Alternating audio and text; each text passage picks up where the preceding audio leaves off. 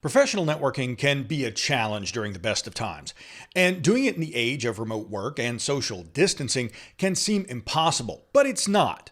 On this episode of Tech Republic's Dynamic Developer, we're talking about the biggest mistakes developers or anyone make when networking and how to successfully make those all important professional contacts as telecommuting becomes more the rule than the exception.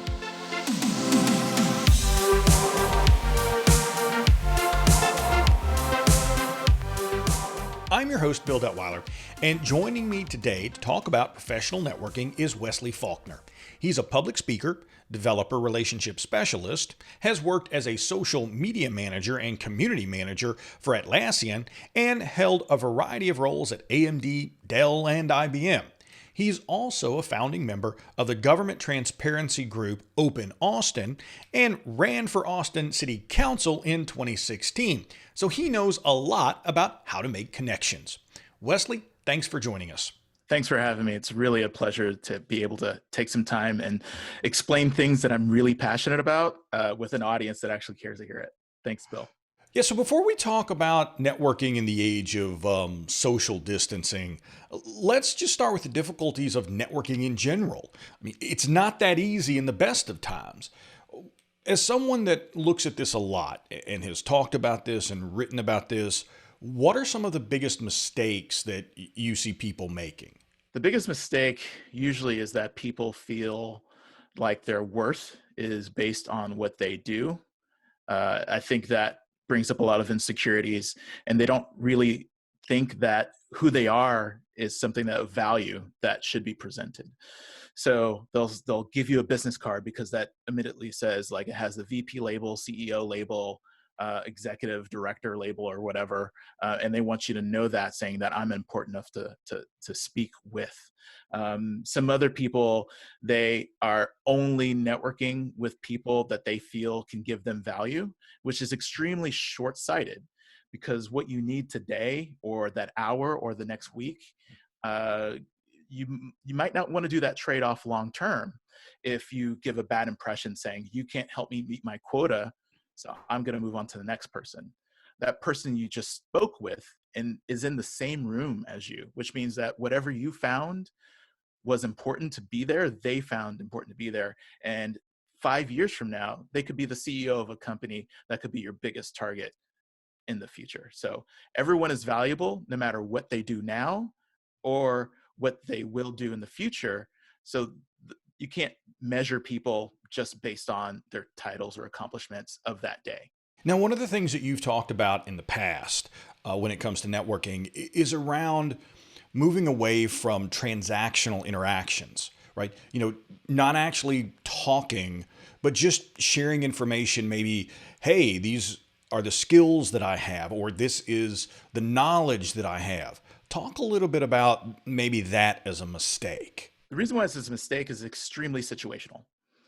Like the previous example, like if you're a salesperson trying to make that sale, what if you decide because of this economy, because of this current pandemic, you need to pivot to a new role, and you decide to go into architecture, or you want to be an artist?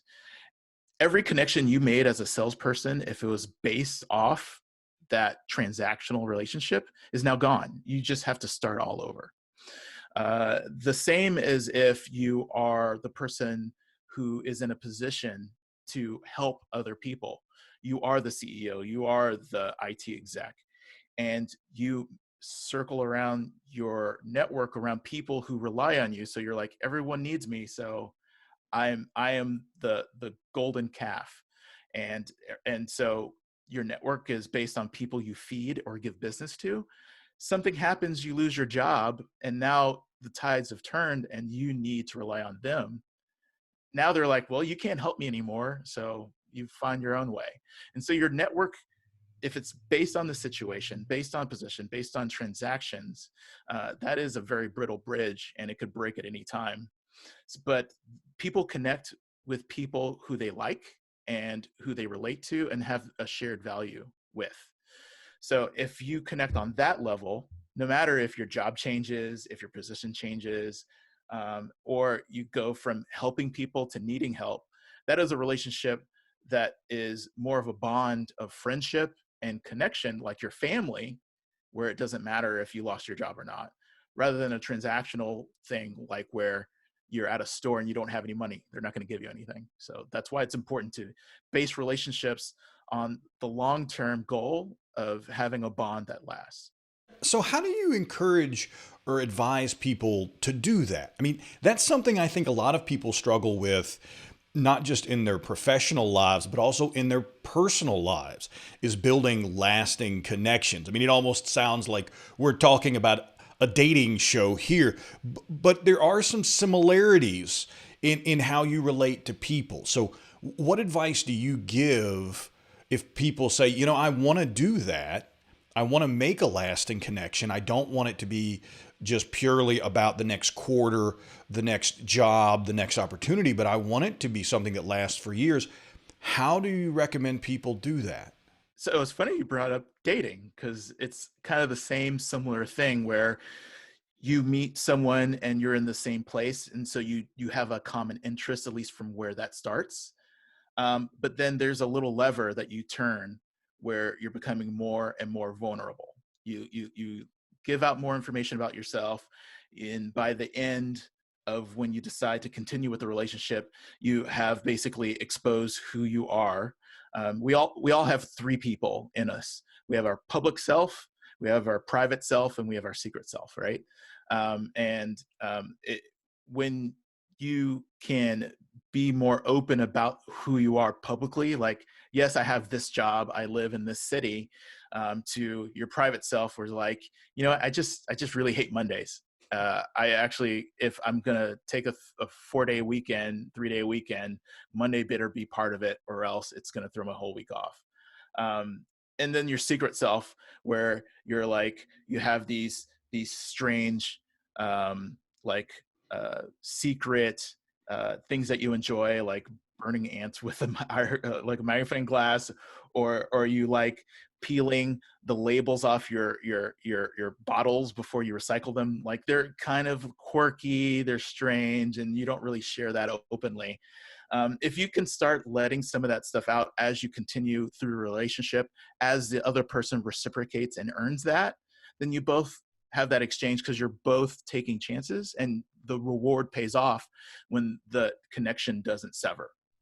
So it takes a lot of practice and a lot of time to work out, like, on that lever, like how far to turn it.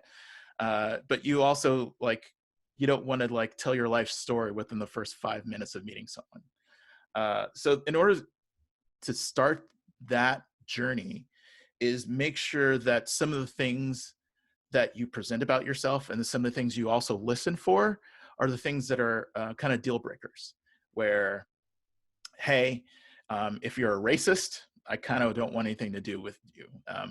It's something that, if you find out that the person that you're speaking with is possibly a racist, but then could get you a job, then you're like, well, we can just be friends until you get me the job.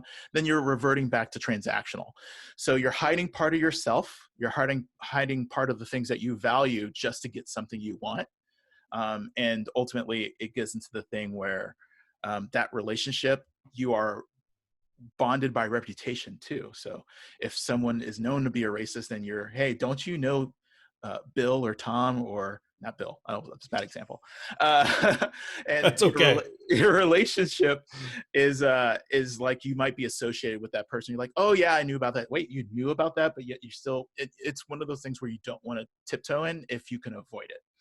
So where people are scared in a relationship at the very beginning, where like, I could be silencing this future prospect of something great, by not by like putting this thing that is really important to me up front. What you're doing is saving yourself a lot of trouble with figuring that out later on. So for some of the big boulders that you're like, this cannot go forward if this person fits in this category, make sure that that's something that you front load, but not in an overwhelming way. So that's a good place to start. Yeah, and I mean, I guess it's about thinking more long term and making sure that the relationships you're building uh, in your professional life, just like hopefully in your personal life, are there to last, and it's not just right, about this next thing.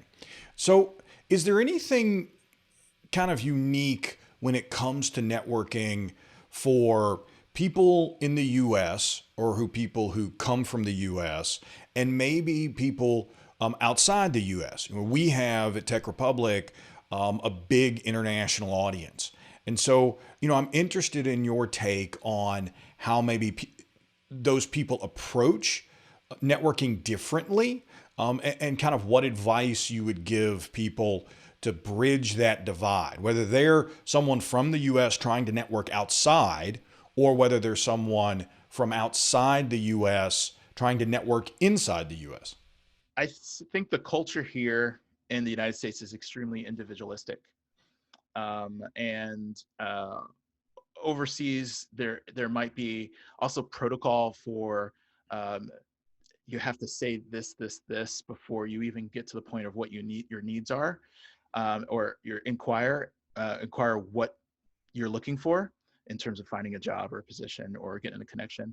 And there's some places where that is the first thing you say. Hi, nice to meet you. I'm looking for a job. Are you hiring? And that comes off odd. So I like to start about firstly, if someone is outside the US and is trying to network inside the US. Since our culture is very individualistic, it is actually not bad to tout about how you're good at something or how you're different. And especially in this economy where jobs are a little bit more scarce and people are more discerning, one way that you can one thing you can use to stand out is that some people think they say I'm the best at something, but funny enough, the best way to stand out now is not say that you're the best at something. It sounds weird. You're like, what? Yes, I saw your eyes. So what you need to do, or what's more important, is to become as honest as you can about your actual skill sets, what you're good at, and with the same weightiness, say what you're not good at, or what you're willing to learn, or what you're weak in. Let me tell you why. Because the natural tendency is when people are competing for a role, is everyone says, "Hey, I excel at this. I'm the champion at this. I'm the best at this." The person who is evaluating those positions, those resumes, are all seeing the same thing, right? And so what they're thinking, or what they're geared to do, is saying, okay, I see this, let me find the flaws, or let me see how they wrote this in order to make it seem like they did something. And so there's mental work that they're doing to evaluate all these people and try to understand, like, okay, you're the best at doing Node.js. Okay, I guess I'll hire you. That's not how it works.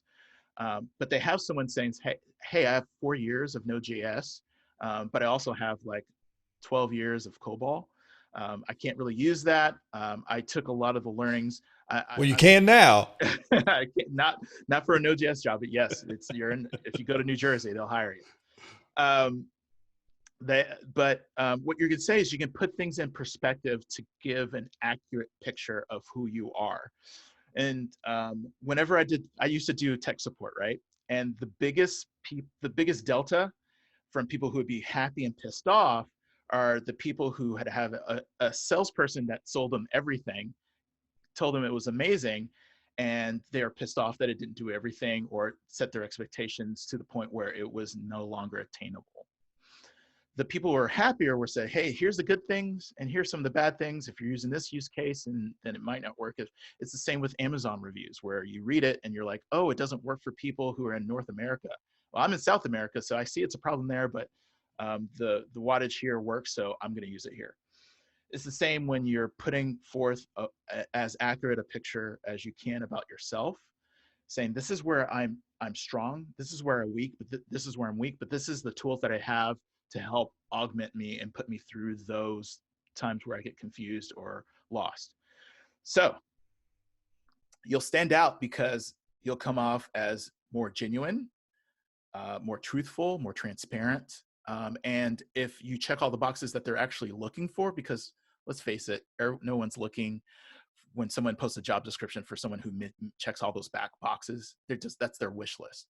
So if you check most of the boxes, the ones that they feel are most important, what that does is says, okay, I know what I'm getting with this, and this actually fits what I need. And it automatically gives you more credibility on the rest of your resume and through the interview process. On the flip side, if they see it and it's not a good fit, it's doing you a favor by them saying, you know what, this isn't right for you. Then you can, because you don't want to have a job where you're miserable, where like they expect me to do all this, and this is my triggers. This is where points where I stress and it causes me anxiety. I know I said I could do it. I can do it, but only for short periods of time. I can't have this be my job. Then you're in the job, but then either you're trading off by longevity or you're trading off by your mental strain and stress, and you'll burn out quickly. So it seems counterintuitive, but try to be as representative and as transparent as you can about what you offer and what you bring, and go ahead and talk that up, but don't hide the things that where you feel like you might be a little bit weak on. Yeah, definitely that as a hiring manager myself, I'll echo that 100%, which is you want someone that's authentic. You want someone that's sort of open and honest, because as a hiring manager, the last thing that you want to do, and that's something I always try to do, is is to tell people like, look, if I don't want to hire anyone that isn't right for the job and isn't, you got to be brutally honest with yourself about whether you want this job and this is what the job is. Because what usually happens is, in my experience, is exactly what you describe, is someone gets into the job, they weren't honest with themselves about what their skill set was or what they could do, and then they're unhappy. And then as a hiring manager, you're unhappy. And then they don't last for very long and they're quickly looking for someone else. So it really is, I think, authenticity, honesty has become even more important now than maybe it was in the past. I don't know, but it seems that way. We were also talking about, so that's sort of focusing on individualism and sort of being here in the US. What about internationally? We were going to talk about that too. So if you're running the other way and you're more of an individualist and you're trying to talk to an audience that's more overseas, what you can do to fight that is to put everything in terms of your resume and in terms of any of your work into context, right?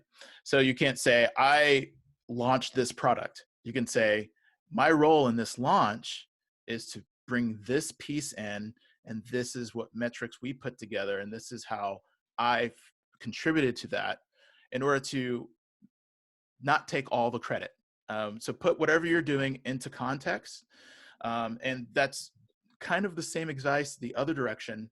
It's just that you have to, meaning that if you're more if you're more of a generalist and you want to stand out more, being truthful, this is another way of being truthful, but from a contributor standpoint. So when you approach a job, give them the gross part of it, the larger picture, saying how big of a project was it, how long did it take, how big was this lift, and then you can easily see like, okay, I contributed this. So if it's not time, it's skill. If it's also you also want to talk about cost avoidance.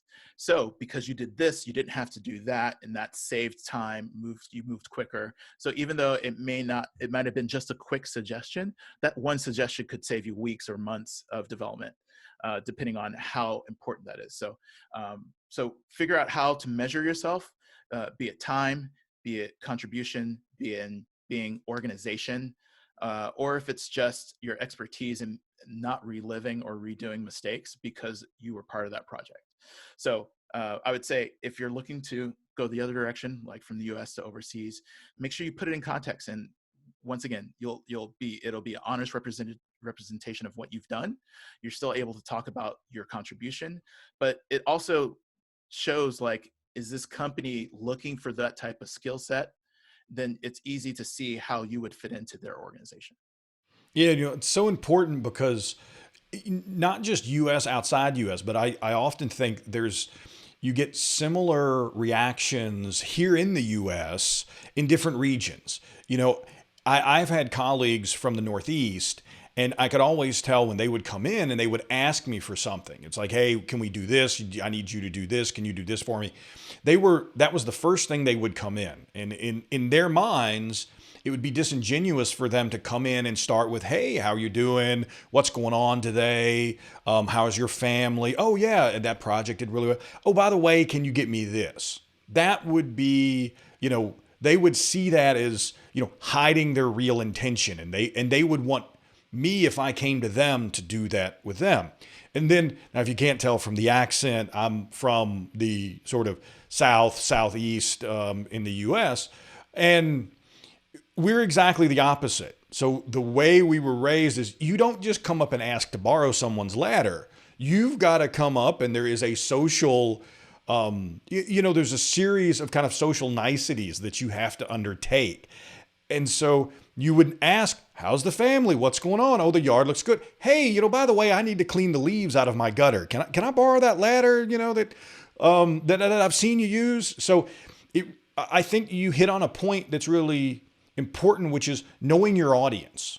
Knowing, be honest, be transparent, but know your audience and know how they want that information delivered to them, and how they're going to respond. It's the same as setting expectations. If someone's expecting that conversation, that small talk, some people would say, before the ask, then you can throw them off and they can think, well, how rude. They're not observing our social etiquette. The same is true online. If you click on a famous actor's bio and it just says, I play the banjo, you're like, what?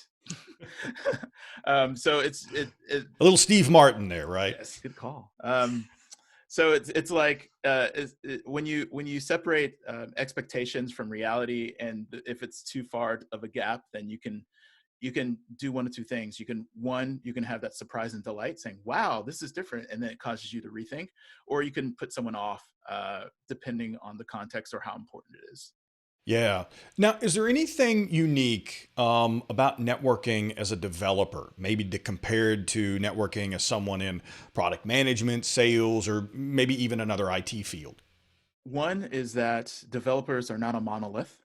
I think generally people who are outside of development might say we need more developers, and they'll use that term like it means something. I think it's one of those terms where it sounds and you have a picture in your head, like you know what you mean and know what you're talking about, but then you say it to someone else and they could have a total different meaning and understanding of what that is. Same with programming. Some people think if you do JavaScript, you're not programming. But if you're doing like, C sharp, then it's too abstracted. But if you did C, now that's a real programmer, right? Hey, if it's not Fortran, it's not programming, right? Right. If you're not moving bits in assembly, then I don't know That's right. what you're doing. It's I would say, if the difference between people who are developers is that uh, some are extremely narrow and deep. They're super experts on one thing, and there are some people who are wide and shallow, meaning that they know a lot, but maybe once you get to a certain point, that it seems kind of cloudy and they can't expound on that little thing. So there's a whole spectrum for developers. But one thing is that usually they're either super knowledgeable about systems, saying like, I know where my piece slots in the whole thing. And so they can talk to you a long time, and questions come out about like, okay, if you say that you put in a drop and it turns blue, is that a chemical reaction, or is that some sort of other catalyst that it change? You can go deeper into questions based on one little thing, and then it has a really good conversation. But there are some people who are just like, okay, I know how my thing works, and I know the parameters that are coming in, and I know the output I need to go out. I'm a total black box, and I can control that, and I work in that mechanism. But the good thing about looking at things that way is that they'll understand if things aren't clear when you're talking to them. So kind of like in networking, they'll say, "Hey, you said that you are the best spoon in the business. Can you tell me what verticals that business is in? Can you tell me what use cases the spoon is used. Is it disposable or is it multiple use? They'll understand how to parameterize things. And so in conversations, they kind of work that way too. And so they'll be especially sensitive to someone that they're networking with who'll put out a premise that seems false or is not specific enough. They could be easily confused by that because it could not work in their system. So in terms of people who are developers, quote unquote, air quotes, they can fall in different variations of different things. And so um, in terms of someone else who may not be a developer, they might pull to other gravities based on their profession or what they do. Like, how much does it pay? Might be one of the first questions. Or like, how much free time do I get? Artistic expression, where they have like, I don't want any constraints on what I do. So in terms of networking, when you're outside the profession trying to network with developers, those are some people that you might not come across in other walks of life. Yeah. Now, how important are social networking sites like LinkedIn or maybe having a personal website or a blog to the networking process? I'm going to say that I am personally biased towards Twitter on that question, but LinkedIn is equally, if not more important, especially if you're talking about getting a job. Um, what you want to do personally is have an inventory of where you are online. Okay. So you need to have a full accounting of how you're presenting yourself and update those as needed. So your MySpace page, you might want to let that go. Your GeoCities page, it's okay for those to be outdated, but those that you want that people can find that are going to be representative of you, it's really important to make sure that one, your picture's there, if that is something that you're comfortable with, or your picture is universal so that people can connect things. Two, that your name is accurate if it's possible. Like once again, there are some people who are in, let's say, vulnerable communities where these things you can't necessarily do, but those who are able to do that, make sure your name is accurate so that you can be found. So people are looking for you, your work product can speak for itself. And the most important thing is that your description or your bio is up to date.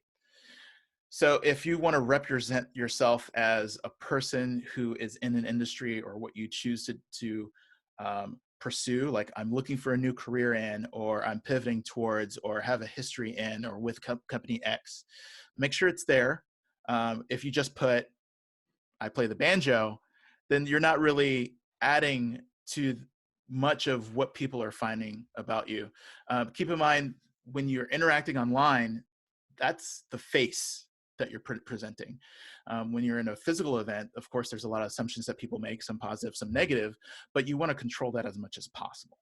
So change your bio, change your history.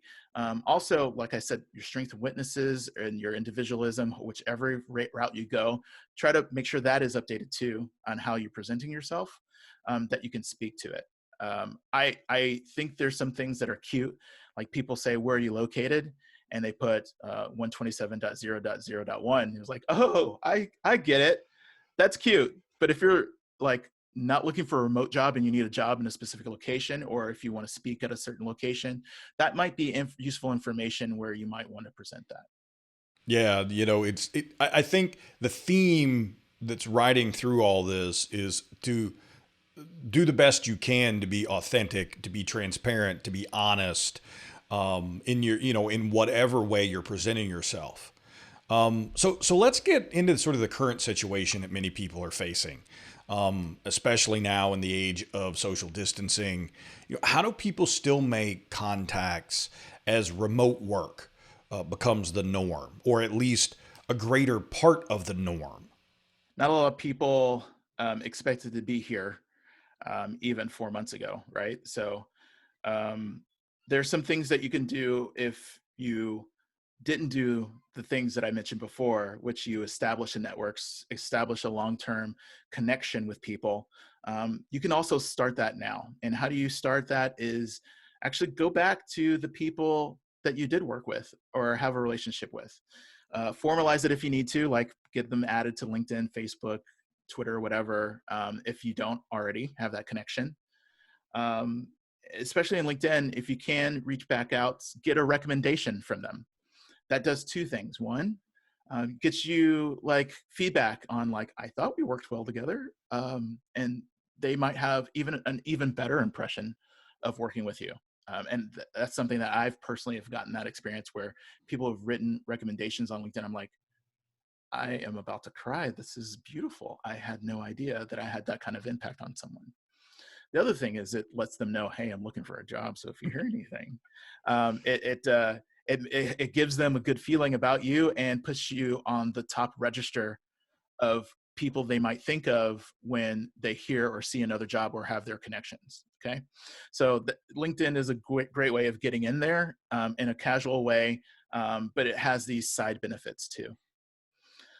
The other is LinkedIn, Twitter, which is my personal favorite. If you are interested in an industry or in a company, I use Twitterlist personally and TweetDeck to keep an eye on that. If you haven't heard of TweetDeck, it's just like Twitter, but you log in at tweetdeck.twitter.com and you use your same Twitter login, and it brings up a different interface and allows you to make columns of things you track. So it'll give you a better sense if you're looking to work for a company, what kind of people who already work there, what they do, what they're interested in, what they're sharing, the kind of people that the company hires. Two, it gives you a better sense of what you need to be in that company. So do you need to tweet all the time? Do you not? Can you have a lower profile? Do they only tweet about work? Are they really buttoned down and serious? Or did they talk about their personal lives? And that's something that you can bring to that job, right? A little mixture of who you are and what you do. Also, it gives you a pulse of the world, especially if you're talking about an industry. So if you're interested in blockchain, or if you're interested in databases, or if you're interested in machine learning or artificial intelligence or autonomous driving specifically, follow all those people, put them in a list, and see what they're talking about. If you the pace of change nowadays, it's easy to get lost and also get sidetracked. But if you have a list of people who focus on your niche, and then two people mention the same article or the same advancement or the same white paper, that's a big signal to you that you should learn that too. And when you're in that interview, if you're trying to get in that company, you can understand that might be something that might come up.